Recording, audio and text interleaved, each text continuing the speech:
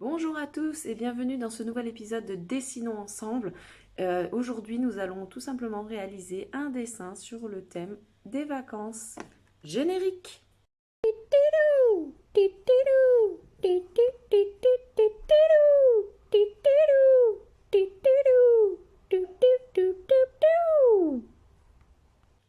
Donc pour le dessin de ce mois de juillet, nous allons partir sur un dessin de bord de mer, ce qui va être également un dessin que je vais proposer à mon fils pour pouvoir faire la petite carte pour souhaiter de bonnes vacances à sa maîtresse. Donc, alors, comme vous voyez, j'ai ma feuille qui est avec un petit encadrement à côté sur tout le contour. Ça, c'est pour pouvoir réaliser mon dessin et faire en sorte qu'il soit, qu'il remplisse bien tout le rectangle, car ce dessin-là va être destiné à être créé comme un peu sous forme de carte postale. Donc, j'ai déjà fait des petites délimitations sur les côtés, vous n'êtes pas obligé de le faire. Donc, sur ma feuille, que je mets en format paysage, je vais venir faire mes premiers tracés qui vont pouvoir me délimiter mes zones. C'est-à-dire que là, je vais faire un premier tracé qui va me délimiter l'eau du sable. Donc là, je vais avoir des petites empreintes à ce niveau-là. Je ne vais pas forcément les faire maintenant. Je vais me concentrer pour l'instant sur la plage. Vous allez voir, c'est pas très long. Donc une fois que vous avez fait cette droite-là, vous allez venir créer un peu vos formes de vagues, à savoir que l'eau sur la plage n'est pas régulière de par la disposition du sable. Et là, vous voyez, pour ceux qui ont fait un encadrement, on dépasse l'encadrement, comme ça au moins quand vous allez dessiner et le colorier dans 2 semaines, au moins vous êtes sûr qu'il n'y aura pas de zone qui n'a pas été traitée en soi. Donc, pour l'instant, on ne s'occupe pas d'effacer les tracés de construction, hein, on reste comme ça. Donc là, dans le mouvement des vagues, je vais faire d'autres petits tracés comme les ondes, enfin, les ondulations plutôt, des vagues par rapport à l'eau. Donc, hop. Donc là, j'ai 3 vagues différentes. J'en ai une qui vient là, là j'en ai une toute petite qui s'est créée entre les deux autres. Donc elle va s'arrêter, si vous voulez, au moment où on va le colorier, ça va s'arrêter dans cette zone-là. Mais ça, on verra plus ça au moment de la colorisation dans 2 semaines. Hop. Là, je vais faire des tracés en fait qui vont me guider la semaine prochaine pour pouvoir réaliser la colorisation.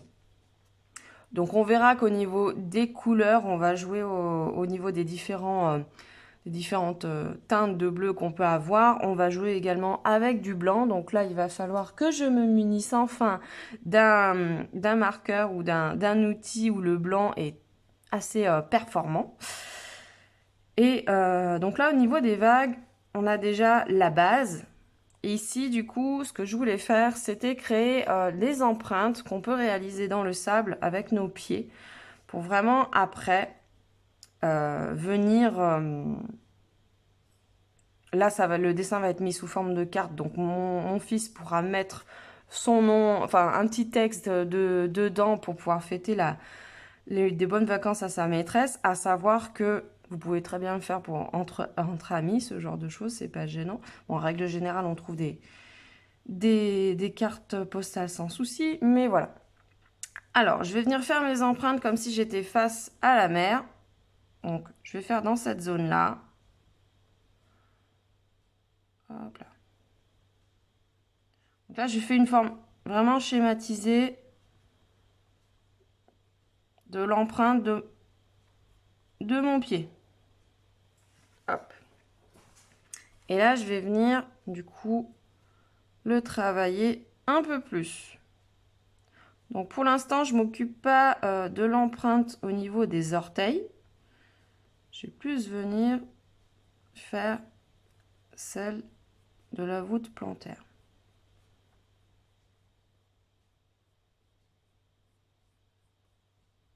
Alors si on reste sous forme vraiment de dessin basique, on peut faire toute l'empreinte, comment dire, en un seul trait. Sinon, on peut jouer un peu sur le côté plus réaliste. Vous savez, pour ceux qui sont peut-être déjà à la plage actuellement ou qui vont y aller prochainement, vous le verrez, vous pourrez l'observer. C'est que quand vous mettez votre pied dans le sable humide, vous n'avez pas une aussi grosse empreinte. Vous allez avoir les zones là où il y a le plus de pression de votre pied. C'est-à-dire que là, on va avoir le sable qui sera plus clair qu'à cet endroit-là où la pression du pied au niveau de la colorisation qu'on fera dans 2 semaines, va faire que on va avoir du sable plus foncé dans ces zones-là que dans ces zones autour. Mais pour l'instant, on ne s'arrête pas dessus. On fait juste les petits croquis pour pouvoir avoir les bases de notre dessin pour la colorisation dans 2 semaines. Donc là, je vais venir faire pareil de l'autre côté. À peu près symétrique, hein, mais on est d'accord qu'on n'a pas des pieds identiques. Hein.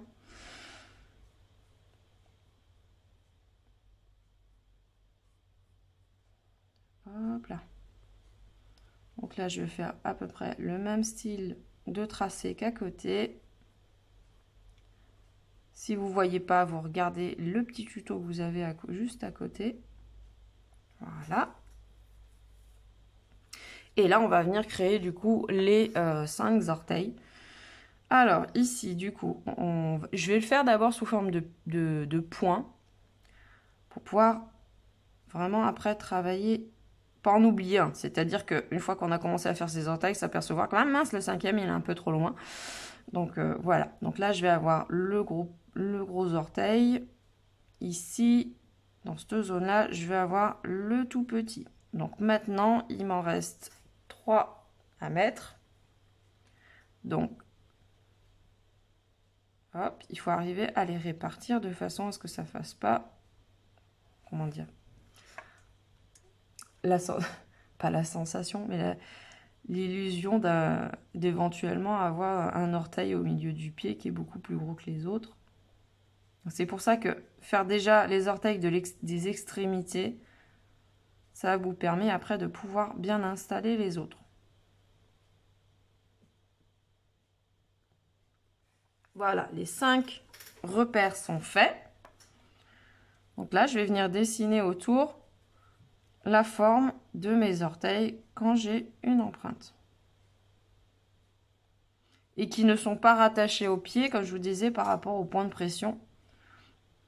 Alors, suivant votre poids, suivant l'humidité du sable ou tout autre facteur, on aura plus ou moins certains orteils qui seront accolés à la voûte plantaire. Et ça, on verra au moment de la colorisation. On va être... on fera un peu au feeling. Après, si entre-temps, d'ici le dessin qu'on fait actuellement et l'épisode dans 2 semaines de colorisation, vous pouvez très bien, si vous allez à la plage, faire tout simplement une photo dans cette situation même. Comme ça, vous pourrez adapter le dessin qu'on vient de faire avec une vraie empreinte de vos pieds. Donc, vous voyez, forcément, le gros orteil, j'ai fait une empreinte plus grosse et les autres sont à peu près similaires. C'est juste que on est dans la continuité de la base du pied où les orteils vont être attachés au naturel. Donc, ils vont pas être droits comme ça. Ils vont vraiment, épouser la courbe de notre empreinte qu'on a fait juste en dessous. Donc là, en soi, on est déjà bien. Je peux revenir travailler un petit peu mes petites vagues pour donner un côté irrégulier sur ma vague qui va venir éventuellement recouvrir, enfin qui est venue recouvrir nos pieds pour repartir. Histoire de donner quelque chose de plus naturel. Hein. Comme je vous disais plus tôt, il est rare d'avoir une vague qui soit en un seul coup.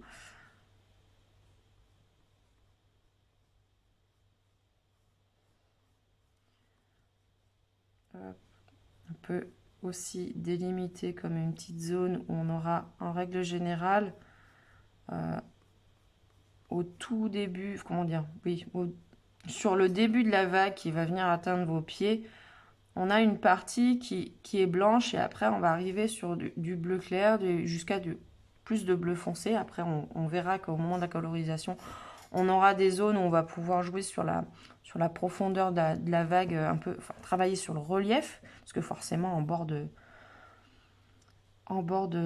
plage, au bord de l'eau plutôt, on ne verra pas la profondeur qu'il y a quelques mètres plus loin, mais on peut jouer dessus. Je sais par exemple qu'on pourrait très bien ajouter quelques petits coquillages à certains endroits.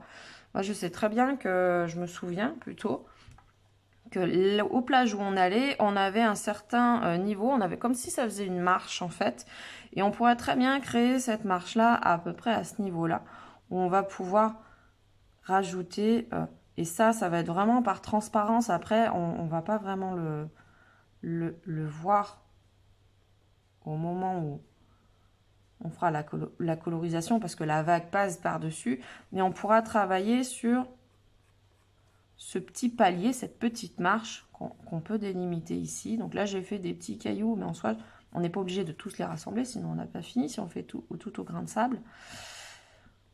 Mais des petits cailloux, on va pouvoir éventuellement rajouter des tout petits coquillages, éventuellement.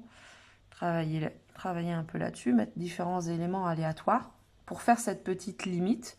Et que quand on fera la colorisation, on va commencer d'abord par cela, par la colorisation du fond, pour après faire la colorisation de la vague qui va venir par-dessus. Mais ça, on verra au moment voulu. Donc, je fais ma petite délimitation de ce palier, on va dire.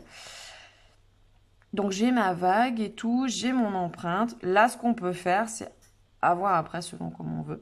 On peut très bien rajouter directement sur le dessin même « Bonnes vacances », écrit avec une écriture, comment dire, enfin jolie. Une écriture qui nous convient, comme une écriture d'enfant ou autre. Moi, je sais que je proposerai à mon fils de le réaliser lui-même pour sa maîtresse, sinon, on verra. Le bonnes vacances, on peut très bien le mettre au niveau des vagues, à savoir que le travail qu'on va faire après, au niveau de la colorisation dans 2 semaines, et on va être quand même sur pas mal de teintes de bleu, donc ça risque d'être assez foncé, alors que sur la plage, même si on va être sur du sable humide, ça sera pas aussi foncé qu'au-dessus. Donc c'est soit on met le bonnes vacances ici, dans le mouvement de la vague, ou alors on pourrait passer au-dessus. Là, je parle sous forme d'écriture, pas comme si on était venu tracer dans le sable, bien que ça pourrait être assez sympathique. Mais voilà. Donc, je verrai plutôt dans le dessin, dans la colorisation dans 2 semaines, si est-ce que je rajoute ou pas le bonnes vacances, je verrai. Donc là, dans l'ensemble, en soi, le dessin, on a le croquis de base. Donc là, je travaille un peu les petites ondulations que j'avais pu mettre pour éviter qu'elles soient droites. Et qu'on travaillera beaucoup mieux au moment de la colorisation. Mais c'est vraiment pour garder une base. Et je vais venir effacer certains, et les tracer du tout début. Pourquoi je vais effacer alors que d'habitude, je ne le fais pas? Tout simplement parce que ce dessin-là, dans 2 semaines, je veux le faire uniquement avec de l'aquarelle. Donc, je ne veux pas mettre de marqueur. Enfin, de marqueur. Je parle du marqueur blanc pour faire l'écume, ce genre de choses, parce que la peinture blanche que j'ai n'est pas top. Ça, ok, pour vraiment donner un impact blanc assez important. Mais je vais pas venir faire de contour noir, par exemple. Donc, là, je vais venir effacer un petit peu, du moins.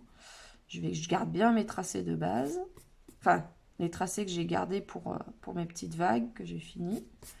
Voilà.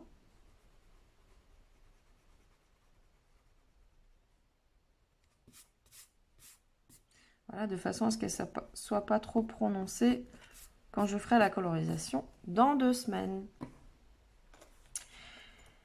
Et ben pour cet épisode-là, c'est assez rapide, du coup. On reste sur un dessin pas trop long, ça va bien vu que c'est les vacances, donc ça va être sympathique. Et vu que c'est un dessin qui est destiné, par exemple, pour les enfants, pour pouvoir faire la carte pour, euh, pour remercier ou souhaiter de bonnes vacances à leur maîtresse. Moi, je sais que mon fils va avoir la même maîtresse l'année prochaine, donc voilà.